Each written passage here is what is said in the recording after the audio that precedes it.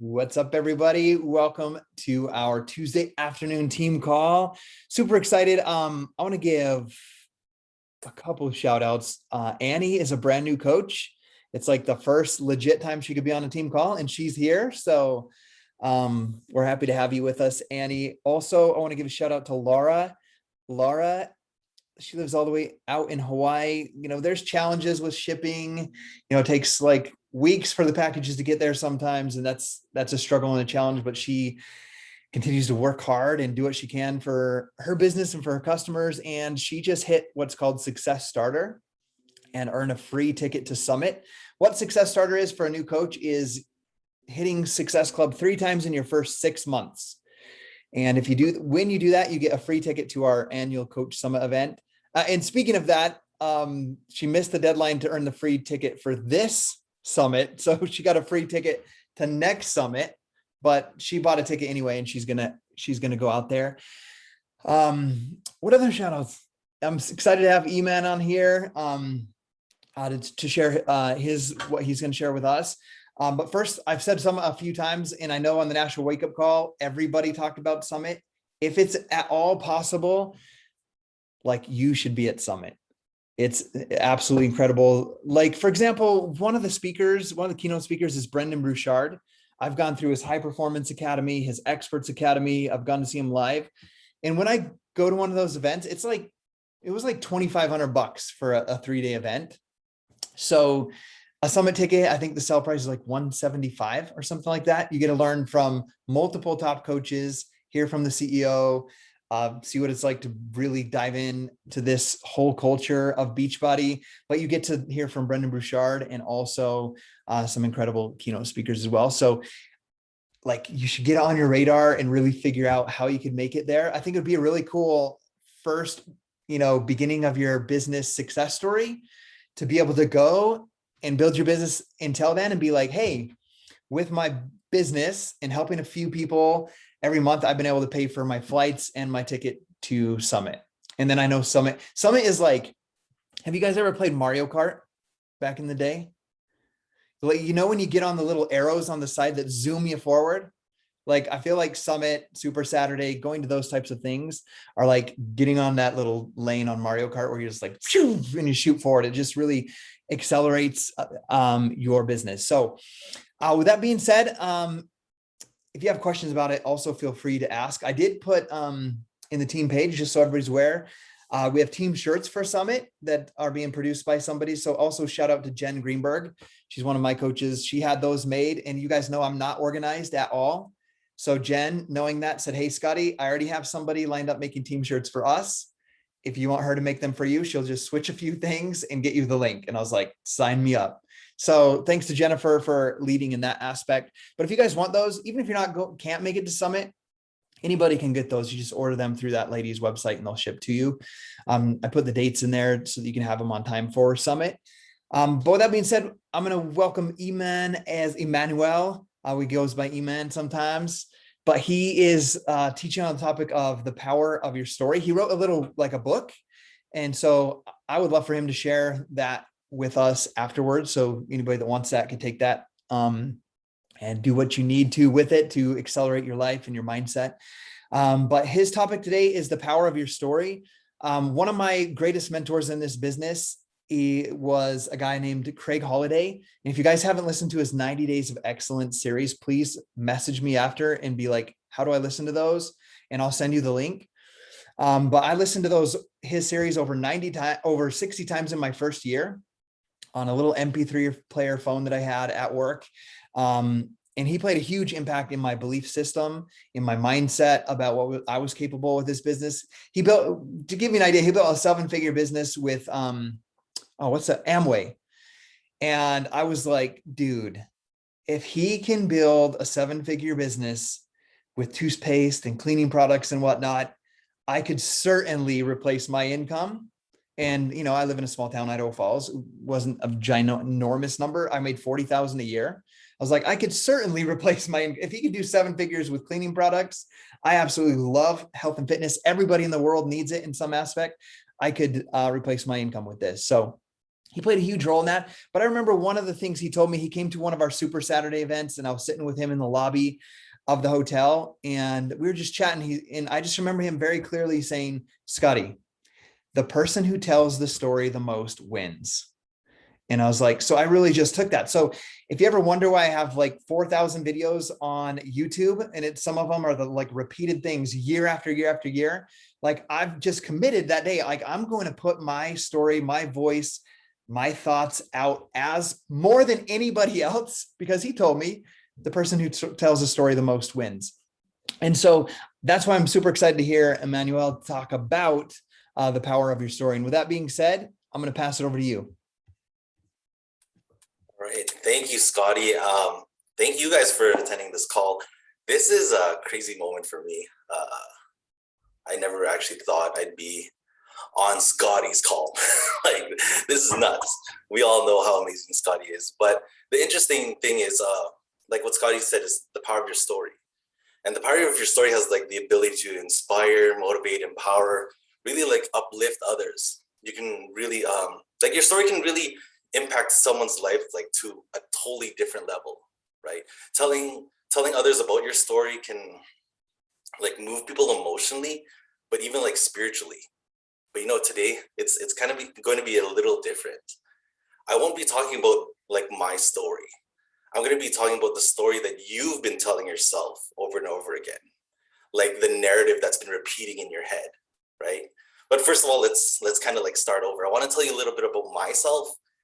So I'm a husband and I'm a father to like 4 crazy kids. I work 2 part-time jobs. I'm an author to this book, and I'm a personal development coach for guys. And I provide a judgment-free community where it's not really about toughening up, but more being comfortable opening up. So that's really what I do. And now I'm actually on my 3rd try of becoming a Beachbody coach. Like, this is my 3rd try. So for anybody that's doing it all over again, you're with me. I'm with you. All right. So all right, let's move on to where my journey started. I started this coaching journey back in 2014, actually, when we were getting taught about 3 vital behaviors. There was only 3 at that time, and it was proof of the product, personal development, and invite. Like, that was the thing that they spoke about all the time. And I was doing well at that. I got results, and I was talking to everyone that I knew, inviting them to like fit clubs and all of my challenge groups. But this whole personal development thing, it wasn't for me. I was just like, I don't think I need that. And honestly, I actually didn't even know what personal development was. I was like, how do you develop personally? Like, that makes no sense. At the time, it made no sense to me. But a few months passed and I was experiencing like a lot of rejection, like a lot. Everyone was pretty much saying, I don't want that shake. All these workouts are too hard. Oh, that's too much money. It's too expensive. And going through that process, like, it really beat me up mentally. Honestly, I felt alone and I pretty much lost all of my momentum. I ended up going back to my old ways. I stopped working out, stopped connecting, and I was so depressed where I pretty much just ate anything and everything. I gained so much weight, and it got to the point where my weight was so uncomfortable. And as I like sat alone in my room, sat depressed, I started thinking about, okay, how do I get motivated? How do I get motivated? And if any of you guys have done the original Insanity, Shaun T is like the motivational man. So instead of working out, what I actually did was I did a little bit of a cheat. I just searched on YouTube how to get motivation. I didn't want to work out. So I was like, let's look for motivation. And these 2 motivational speakers really caught my attention. It was Les Brown and Eric Thomas. And anytime I listened to their message, like, I got so emotional. And like their words had so much power. And at that moment, I felt like I wanted to do what they do right now. I wanted to move people with my words. So I listened to them a lot. I listened to them pretty much on my lunch breaks, on my commutes to home and work. And it's funny because that's when I actually realized what personal development was. I was like, oh, me listening to this stuff is personal development. But here's the thing, like, I wanted to be this coach, Beachbody coach, but I also wanted to be this like motivational speaker. So I wasn't really committed to anything. I was teetering on both. And I pretty much just do whatever people ask me to. Do you want to work out? Sure, I'll work out with you. Do you want to do one-on-one coaching? Sure, let's set up a conversation. And that's pretty much what I did. I wasn't committed.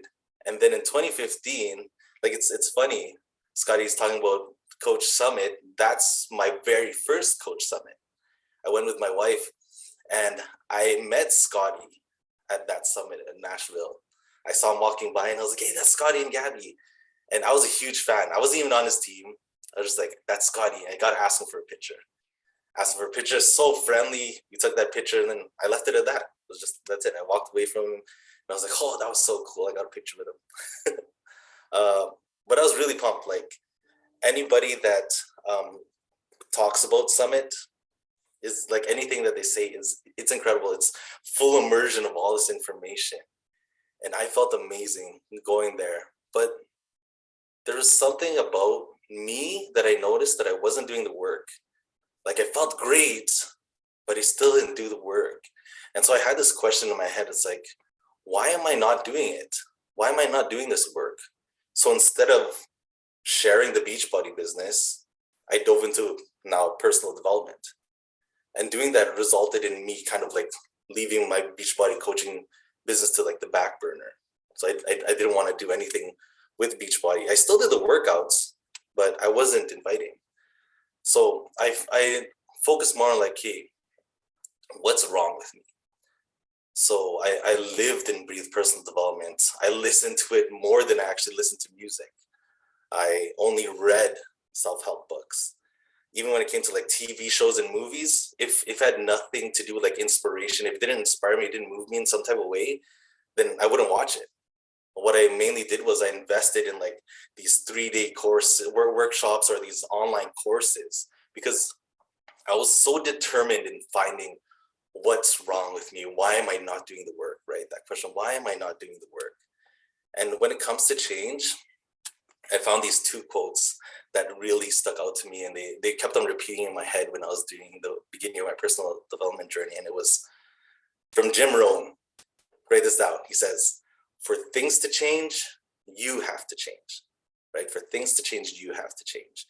And the second one is from Les Brown's, and he says, "If there's no enemy within, the enemy outside can do us no harm," right? If there's no enemy within, the enemy outside can do us no harm. And so this meant that I had to change who I am, and I needed to take back control of like that negativity that was stuck in my head. So I did more self-searching, then I leaned more on my faith, and also all those thought leaders that I was exposing myself to. And I gained all this confidence. I felt great about myself. I was teaching all this stuff that I learned. I was motivating all these people. And fast forward to like 2019, I finally gained the courage to try Beachbody coaching again for the second time, right? For the second time. And this time I joined Scotty's team. I messaged him on Instagram and was like, "Hey, I want to be part of your team." And deep down, I thought like, hey, I get to have a superstar mentor for my coaching business. So it's going to explode. And now that I think about it, I may have chosen Scotty because I thought that maybe he would have helped me find the answer to my question of like, why I'm not doing the work. And Scotty is, trust me, an amazing leader. He's so patient with me. He let me grow at my own pace. But based on my own experience of coaching people, I learned that leaders can only lead people that want to be led, right? You can't coach people or lead people that don't want to be led. And I wasn't fully committed. Even in 2019, I wasn't fully committed to Beachbody coaching. I would still do the workout programs. But again, I didn't put any energy towards the coaching business. I put more energy in actually writing this book. And the great thing is, after writing this book, is I found the answer. I found the answer that I was looking for. And the answer wasn't on YouTube. It wasn't from Scotty. I had to find it within myself. Like, I had to answer that question, why I'm not doing the work. And what's interesting is this statement popped up in my head. And it was, I can't because I'm afraid. I'm afraid that people will see my reptile skin. That's weird, hey? It's like, what does reptile skin have to do with Beachbody coaching? What does that have to do with being something great? And I want to tell you a little story of my childhood. when I was 8 years old, my cousins and I would always be part of like this dance group. And we were practicing for my cousin's birthday, and she invited a neighbor to be part of it. And this is the first time I ever met him. And at this time, I was battling with my eczema. It was so bad where sometimes I didn't even have eyebrows, or I could be red everywhere. Like, it was nuts. And he noticed me, and the first thing he said was, "What's up with your skin? You look like a reptile." "Yeah, I'm gonna call you reptile." So he started laughing, and the rest of my cousins started laughing. And at that time, I didn't really let it bother me, but deep down, like, man, I hated that kid, right? I really hated that kid. But I noticed that after that night, when I went home, the scene played over and over again in my head. Him calling me reptile, my cousins laughing, him calling me reptile, my cousins laughing. And it affected me really, really badly. Even when I closed my eyes to go to bed, I'd still see the scenario repeat itself. But what's interesting to me is this kid only said it to me once, but I said it over and over and over and over again. And this is where it kind of became my label. Because remember, a belief only becomes a belief when it's supported by proof. And whether that's proof physically or proof in your head mentally. Because we have that ability, right? We have that ability to create a brand new belief. And I was affected so emotionally. I created a new meaning for it. And yeah, that label became my identity. But here's a quote that I got from Liz Brown's that I want you to think of. Other people's opinion of you does not have to become your reality, right? Other people's opinion of you does not have to become your reality. But I didn't realize that until I was older, right? That was my reality. I was afraid that people were going to see my skin. And the result of that, I started gaining weight again. So subconsciously, unconsciously, I thought that people can see my skin, so I got to hide it with my weight. So people will just see my weight instead. And then I became so insecure, I didn't want to do anything. Like, if I gain this weight, if I get injured, if I have eczema, like, I'm afraid people would judge me for that. I thought that I had no value to provide at all. Here, what else do I have here? Oh yeah, so this is my story, and this kind of became my identity. But I wanted to kind of give everybody a little exercise into breaking down their story, because that was my story, is that I can't do this because I'm this reptile. So first, if you are up for it, I'd love for you guys to actually answer this question. It's like, what is my main limiting belief? And what am I afraid of, right? The limiting belief that you have whenever you say, I can't do that because I am, right? I can't do that because I am blank. So for me, it was like, I can't do that because I'm a reptile. Or sometimes it's like, I'm too lazy, or I'm afraid. Because here's the thing, we're all afraid at some point. But when you shift yourself in another state, a more powerful state, that fear no longer holds you back. You end up having more energy to overcome that fear and go through that fear, right? So ask yourself that question. What am I afraid of? And I can't do that because I am whatever that is. And the next phase, I want you to look at that statement and ask yourself, okay, what does this label mean to me, right? For me, whenever I heard reptile, it meant that I was ugly. It meant that I was going to be alone. It meant that people didn't like me. And then the next phase, so it goes from label to the meaning. And then after the next meaning, it's actually, how do I feel when I hear this label? Like, what's the feeling that I'm feeling? So for me, I felt afraid. I felt sad. I felt abandoned, like all that. And the last step is, how did you move your body? How did you move your body? So for me, the way I moved my body was, I would hunch over. I'd be quiet. And I didn't want to open my eyes. I didn't want to look at anybody. And I just wanted to hide, right? I wanted to hide. So if any of you guys have that statement in front of you, like, I can't do that because I am, I want you to notice something. When you have this label and you have the meaning, you have the feeling, and you have the physical movement that ends up being a pattern. And all of us human beings have patterns. The way we brush our teeth is a pattern. The way we put on our shoes is a pattern, right? The way we go to work is a pattern. The way we get our kids ready, the way we get up in the morning, it's all a pattern. And this, what I'm talking about when it comes to your story, your narrative, there's a pattern that's connected to it. And it goes from language, physiology, and focus, like what you're focusing on and how you're moving your body and everything that you're saying. So in order for that to change, you have to actually interrupt that pattern. So if you guys are all up for it, look at your statement. I can't do this because I am whatever that is. I want you to do this quick exercise. I want you to say it out loud. You don't have to unmute yourself, it's fine. I want you to say it out loud, but in a different voice and change the way your body moves. So I'm gonna give you a quick example. So when I think of I can't do that, I'm a reptile, I go like this. I change the sound of my voice and I change the way I move. I can't do that because I'm a reptile. You see what I mean? I can't do that because I'm a reptile. Or I can't do that because I'm a reptile. Like, I change it, and the reason for that is because some of us know what CDs are and some of us know like remixes of songs.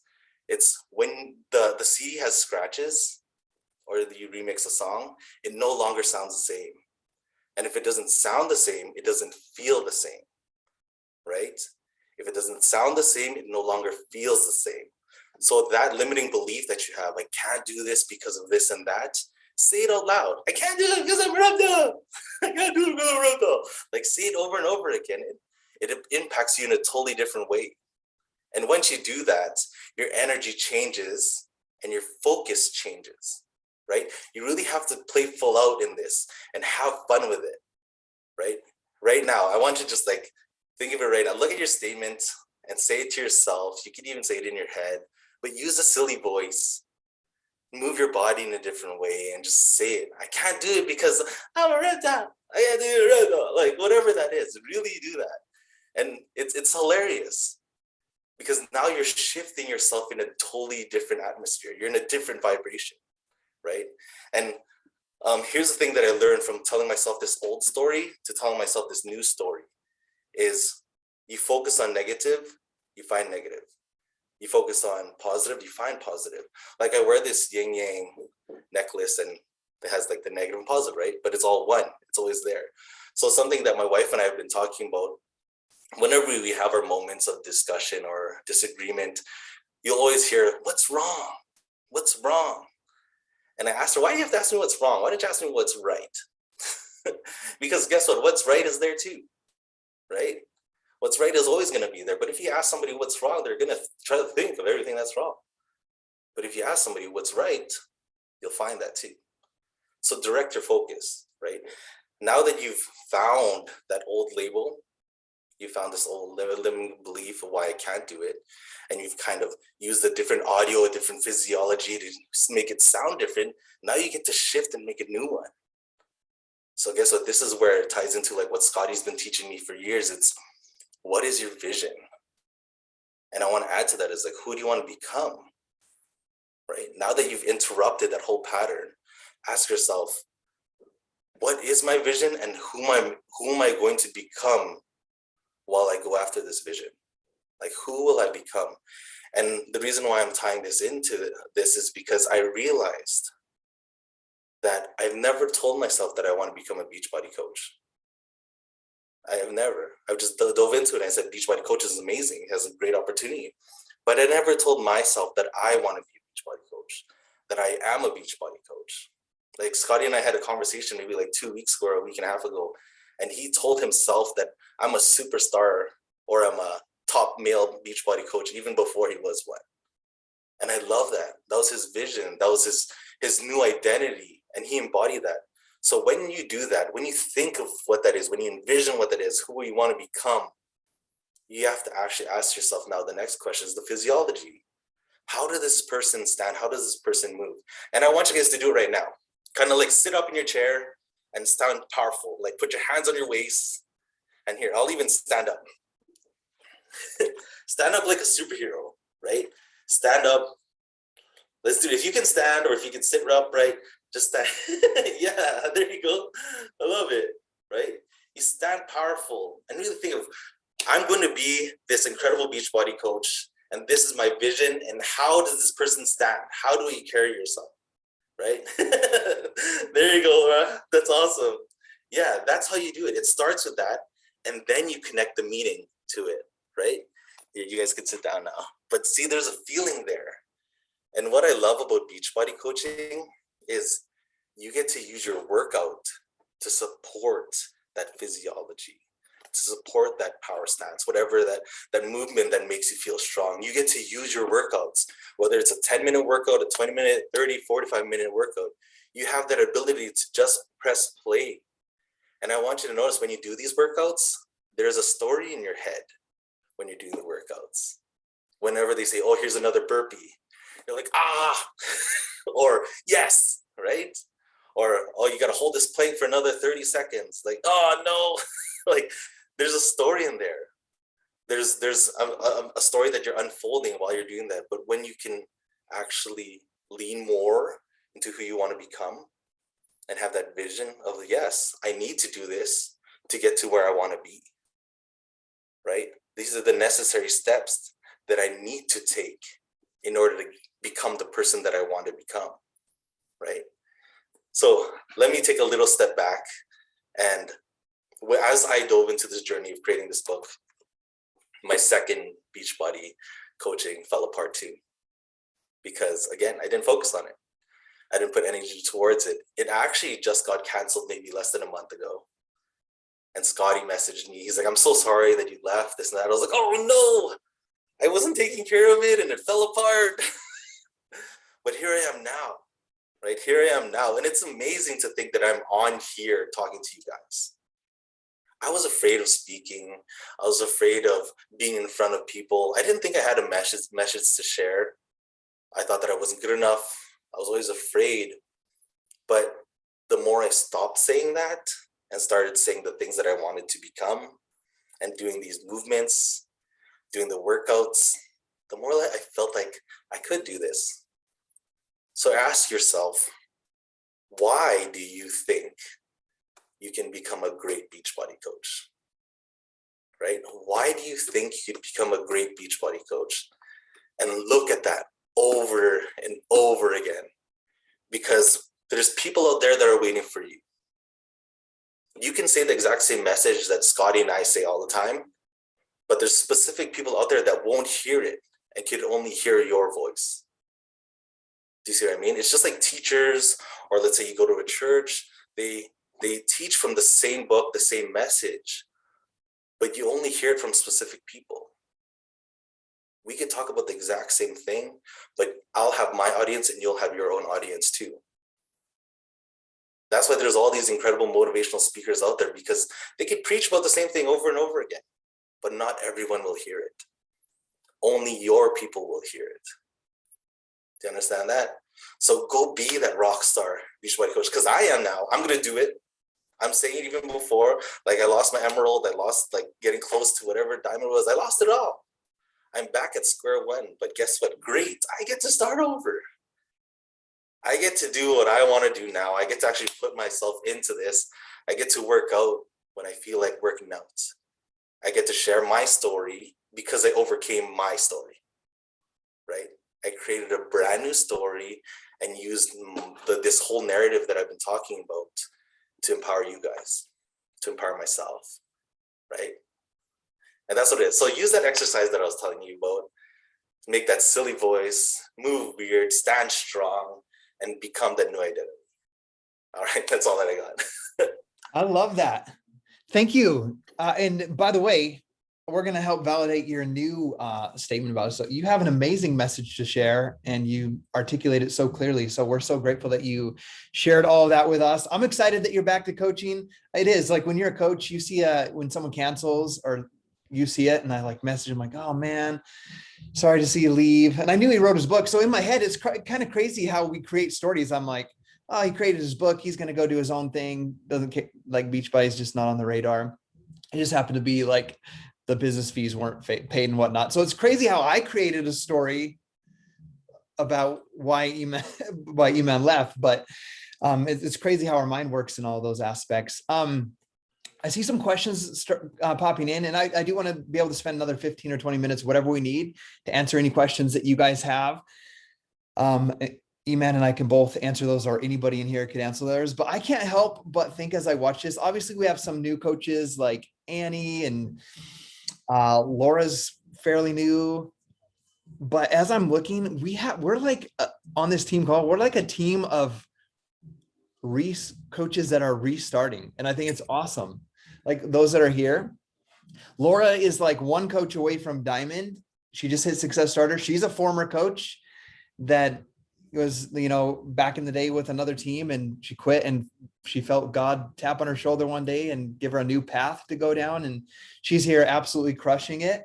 And I saw your energy, Laura, when you were jumping in the back, when we were doing the Superman stand, you were like jumping in the back. I was like, that looks youthful and like energizing, and people will certainly want to look and feel like you do when they're 64, like you are. So Melissa also restarting, Matt restarting. So I love it. So let's answer some questions, and I'll let you answer if you want, Eman, or I can as well. I love the question. Why do you think you'd be, she said, why do you think you'd be a great Beachbody coach? Like asking yourself that. Anybody have any questions? Unmute and feel free to ask. You can ask. It doesn't even have to be about this topic. Anything about your business mindset. Oh, I see the question. How do we get your book? It should be on Amazon. If you just search my name, Emmanuel Singling, or Believe and Rise, it's actually a workbook. So I tell a little bit about my reptile story, and then I have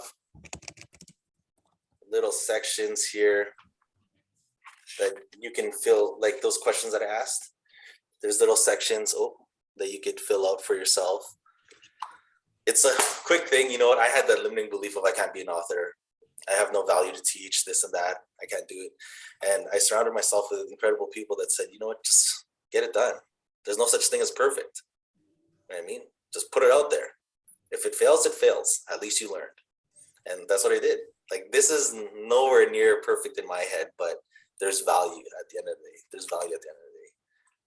Absolutely. Shandy, I saw you raise your hand on that thing. I don't even know how to do that, by the way. I just, bottom, it says reactions. Oh, I can nice. lower my hand now, it looks like. My question is, what do you do when you reach out to someone and they say they have health concerns, or like MS, where they have weak muscles, or like back problems, or, I know you can like modify with everything, but I feel like most people are scared because they can't fully do a program or whatnot. Absolutely. So, I've been a coach for 11 years now, and I was helping people for a year before I even became a coach of these programs. I always first recommend, like, take your doctor's advice, whatever they say, make sure you're along those guidelines. But what I want to remind you guys of is we're not just here to sell a bag of shake and workout programs. We're here for a lot of things, to set them down the path of personal development. We're here to help them learn healthier habits and lifestyles. And I probably don't share this enough, but probably 1 out of 5 people that I talk to on social media that I'm helping, like not the ones that ignore me or ghost me or don't ever answer back, but 1 out of the 5 of the people that do say, like, oh, I want to change some things. I need some help with my nutrition. I would like to start working out, whatever it is they might want. Like 1 out of 5 actually buy something from me. And the other 4, I'm like, oh, hey, here's what you could start taking a day, 15 minutes of walks daily. Oh, or here's some guided meditations that really helped me when I was having a struggle with high blood pressure and stress a few years back. Here's, just giving them tips and advice. Like one of the first, I'm helping someone recently that's over 400 pounds, and they're not ready to buy anything or commit to any programs, maybe similar to what you're saying, Shandy. And it's just like, hey, I want you to stop. The first thing I want you to stop doing is stop drinking soda, and let's work on drinking like 100 ounces of water a day. So remember, meet people where they're at, like, and everything doesn't have to be perfect. Like, follow the meal plan, do the workout, drink the shake, and then that's the only way that you're going to be happy, healthy, and successful in your weight loss journey, because it's not the truth.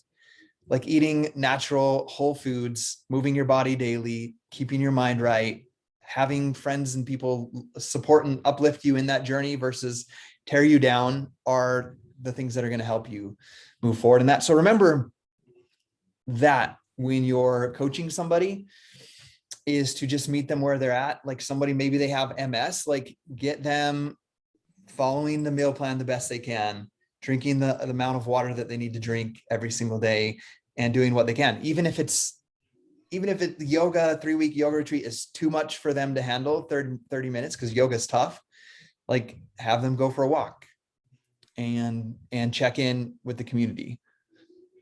That would be my advice. I think too often we put things into the box of like, it's either you got to do Beachbody or I can't help you, but that's not true. Yeah, I wanted to add to that sometimes the people that you want to help just want to be in your atmosphere. Like they may not even want to do a Beachbody program. They may not even want to do the Shakeology or the supplements. Sometimes they'll just sign up just because they could be closer to you. Do you know what I mean? So if you can give off that great energy, that great vibration, people will sign up, right? So you can do that too. I love that. Cool. Any other questions? Yes, Michelle. I just wanted to know, I lose track of people because I talk to so many people that I lose track of the follow-up stuff. How do you organize that? Yeah, so me personally, I'm sure I lose track of people like far more than I should, because I've said it on this call already once. I'm the least organized, successful coach that you'll ever meet. So what I do is when somebody shows real, genuine interest that they want to either be a coach or do a fitness challenge with us, I write their name down. And I used to use a notebook, just a spiral notebook, and it would be like every day, Monday, Tuesday, Wednesday, and every day would have names on it. And let's say I heard from Annie, like, let's say it's Tuesday and I get a message from Annie. I would literally write on Wednesday, I would write Annie. I would put her name in that notebook, whether I met her on Instagram or Facebook. And then when Wednesday came to do my follow-ups, I would write Annie a message. I would check her social media, see what she was doing. After I wrote her, I would immediately flip the pages forward, and each page would be marked like Wednesday, Thursday, Friday, Saturday, Sunday, then the next day. And I would go to like the next Wednesday and I would write Annie's name down, and I would check, and I would just write names. If someone stopped responding to me, stopped talking with me about their goals, or started ghosting me, I would just take them, I would just cross their name out. And the thing that really helped me be able to, hit Success Club 10 for 132 months straight is that if I noticed that there was the same names over and over and over, and I wasn't adding new names, that I wasn't doing the right activities of talking to new people. But I hear, Michelle, I hear you saying that you are talking to a lot of new people and you don't want to lose them.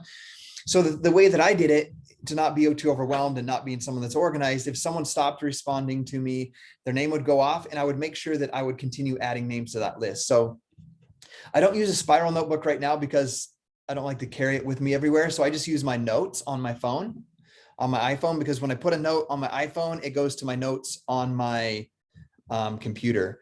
And I'll just show you real quick what it looks like even right now. I do the exact same thing. It's just on my notes here. Whoa, I'm way down here. Okay. Let me share my screen real quick just to show you what it looks like.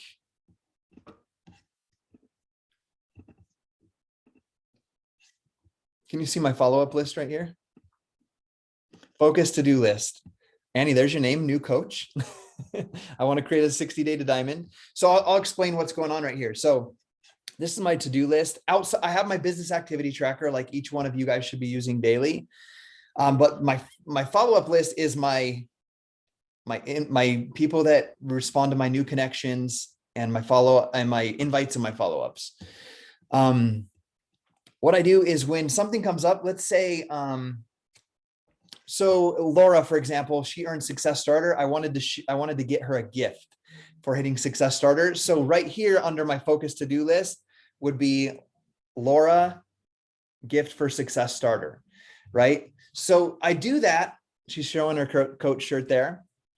I do that because if I don't, my mind's going to be like overwhelmed trying to think of like, oh, I can't forget about, I asked Eman to be on the team call. You were on here because I needed to create the image for the team call to put in the team page. So my focus to-do list is things like that, like do a getting started right call with Annie and follow up with her, get the gift for Laura for hitting success starter, make the team thing, like lift more landing page. That's on my to-do list still. Like I just barely deleted 2 days ago, create fire and flow landing page. So that's my to-do list, like things that I think in my business, like, okay, I need to do this. I can't forget it. I put it there so my mind can go to sleep at night. And when I'm at my kids' baseball game, I'm not like, oh crap, what was that thing I needed to do? That's what that is right there. Now, my to-do list, my follow-up list just looks like this. These are people that ordered, this is my follow-up post order, like when my people ordered 4-week gut protocol.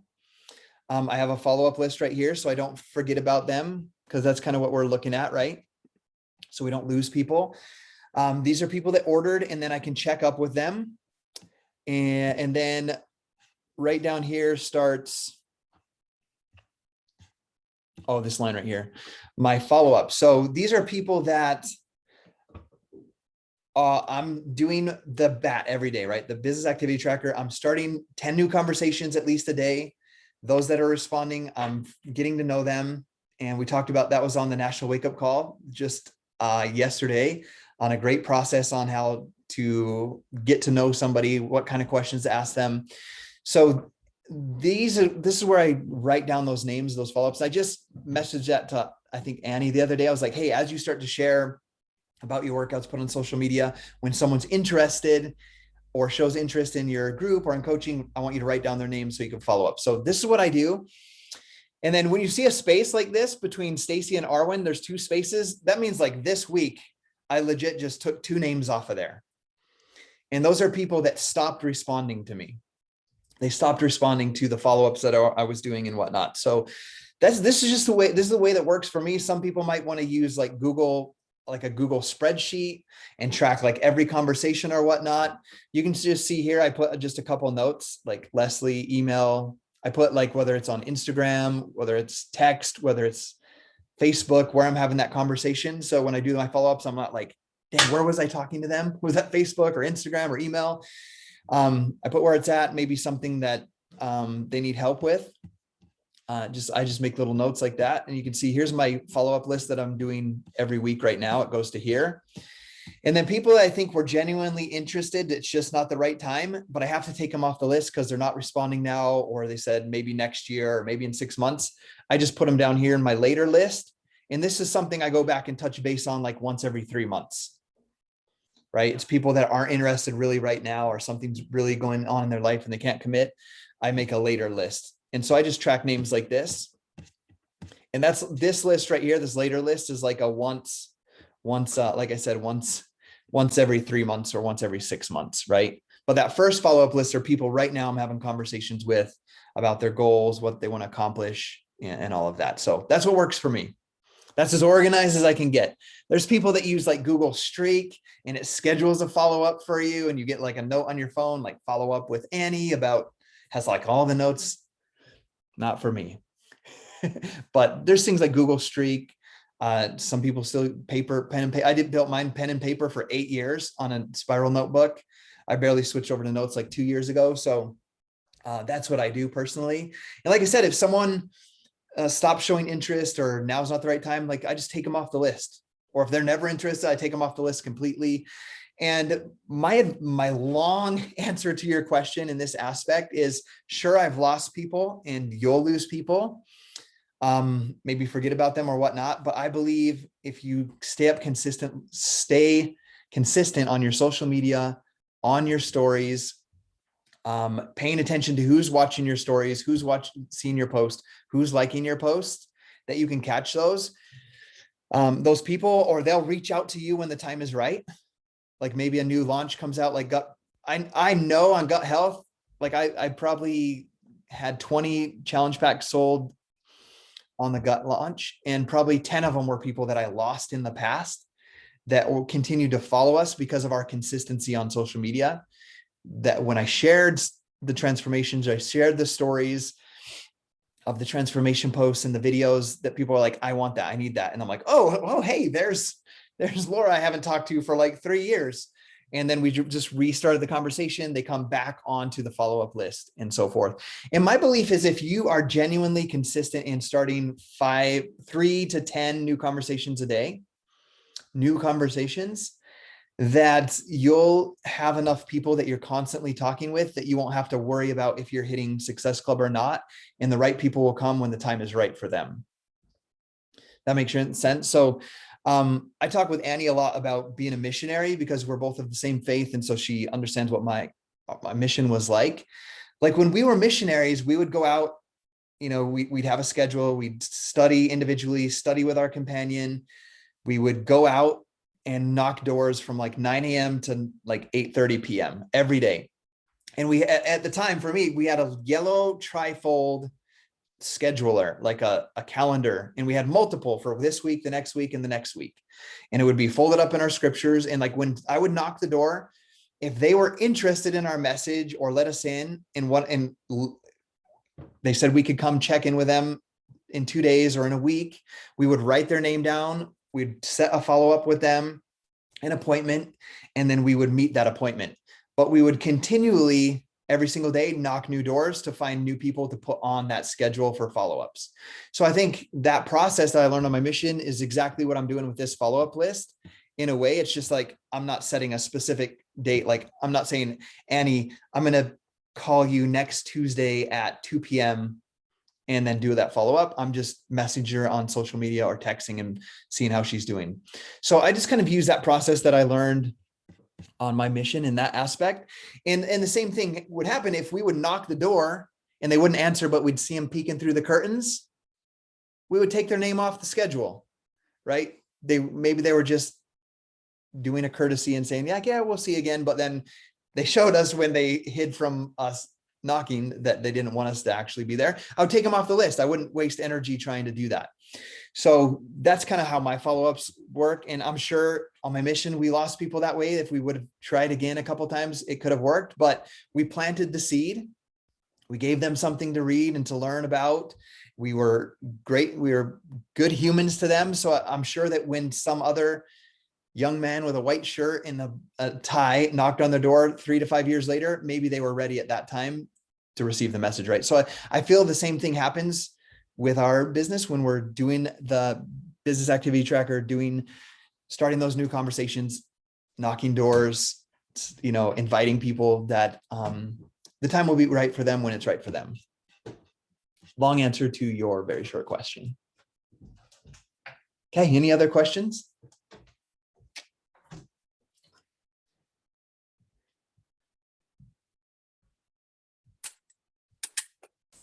I just wanted to say, I wanted to add a little note because we had this whole kind of exercise that I put you through is write down these 3 things when it comes to changing how you want to feel. It's the physiology first, what you're focusing on, and then what you're saying, like the language. So those 3 things, which works perfectly for us. If you want to change the way you feel, work out, change what you're focusing on, and then tell yourself something different. So physiology, focus, language, those 3 things. I absolutely love that. I'm going to end, if there's no question, I'm going to end this call echoing off of something that Emmanuel just shared with us. One thing that I try to do, I'm not perfect, and there's days I've done it before, is when I'm doing my starting new conversations and when I'm doing my follow-ups and when I'm answering messages, I always ensure that I'm in state, like I'm in a good, positive state. And I've been doing something consistent ever since I started physical therapy. I started walking on a treadmill or riding the bike, the cycling, the mixed bike I have. And it's been so game-changing, like the way that my invites and the way that I'm paying attention to the conversations I'm having.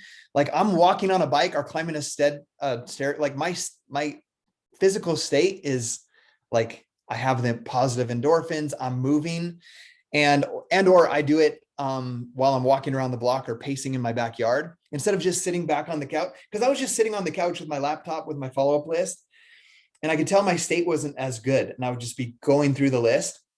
But I do it while I'm walking or on that treadmill, and it's been so different. like the way that energy comes through. And if you can't go out and walk, it's the dead of winter. I live in Idaho, so I get it. Just doing some of the things Eman says, do it right after your workout. Do that most important thing of doing your starting conversations and your follow-ups, like right after your workout. Or one of the things I used to do, and I should get back to it, but I still do a few things, is before I would do a team call, because I'm very introverted, very soft-spoken, is before I started a team call back in the day, I would legit do like 3 sets of push-ups and jumping jacks with my camera off, and I'd have that Macklemore music, party music going, and I'd be doing push-ups. Then I come on and I'd be like, hey, everybody, welcome to the team call. And I could bring that energy, because naturally I'm not like that. And for those of you that have met me or have, when you come to the team retreat, Elizabeth, you're going to be like, oh, he's like just barely sneaking out of his room at like 10 a.m. because he needed to like get used to the world before he talked to anybody. So before, when I do my business activity tracker and a team call, you have to put yourself in that state, echoing off of what Eman said. You got to change that physiology. And even just doing that, talking about what Eman said about changing your story, changing your beliefs, and then bringing the energy.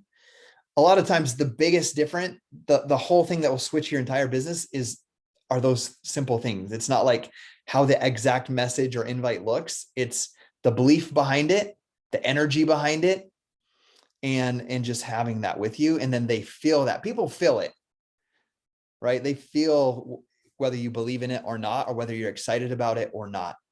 So I absolutely love this call. Eman, you did absolutely incredible. I can see you speaking on a stage at like New Leader Conference, our summit, sharing your story, sharing how the third time was the charm when you went all in and the things that changed. And I know that's going to empower a lot of people. So thank you guys for being on the call live. We have an incredible speaker next week. I'll announce it in the team page. But thank you guys for being on here live. And by the way, if any of you are like, I want to get outside my comfort zone and I want to teach on a team call or share on a team call, just message me and I'd love to give you the opportunity. So we'll see you guys later. Thanks, Scotty. Yep, you're welcome. Thank you, man. It was great. Thank you so much. Have a great rest of the week.